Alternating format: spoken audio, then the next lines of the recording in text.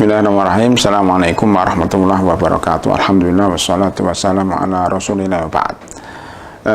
Untuk tahun ini Kementerian Agama telah memutuskan bahwa haji untuk jamaah Indonesia ditiadakan karena kasus COVID-19.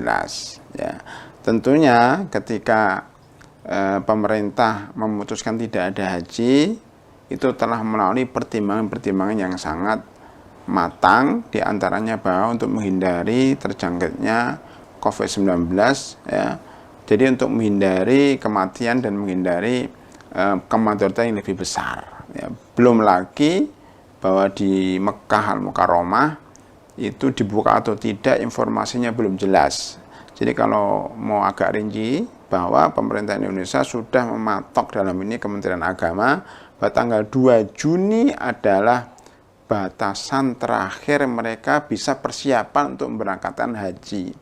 Ternyata sampai 2 Juni belum ada kejelasan dari pihak pemerintahan Saudi apakah membuka haji atau tidak. Wabil khusus di akhir-akhir ini ada berita bahwa di Saudi Arabia virus COVID-19 ini merebak kembali setelah ada percobaan pembukaan. Jadi intinya bahwa pembatalan haji sebenarnya adalah untuk kemaslahatan umat Islam sendiri, baik di Indonesia maupun di dunia internasional maupun di Saudi Arabia. Ya. Yang kemudian apa sikap calon jamaah haji yang mungkin merasa kecewa karena nggak bisa haji tahun ini, maka perlu disampaikan bahwa semuanya dengan izin Allah Subhanahu wa Ta'ala. Orang yang bisa haji itu karena panggilan Allah dengan izin Allah. Bahkan orang bisa haji tanpa harus ada modal uang. Ya. Bahkan sebaliknya ada orang punya uang nggak bisa haji karena nggak ada panggilan dari Allah Subhanahu wa Ta'ala.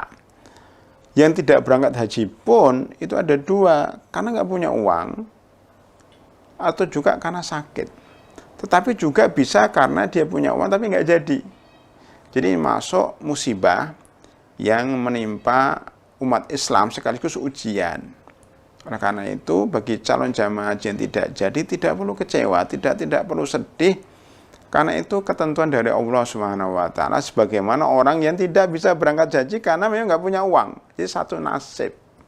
Sebagaimana yang tidak punya uang tidak boleh mengeluh karena Allah, tidak boleh mengeluh kepada Allah karena nggak punya uang, maka jamaah haji yang mampu kemudian dibatalkan hajinya juga tidak boleh mengeluh karena sama-sama memang itu ketentuan Allah Subhanahu wa Ta'ala.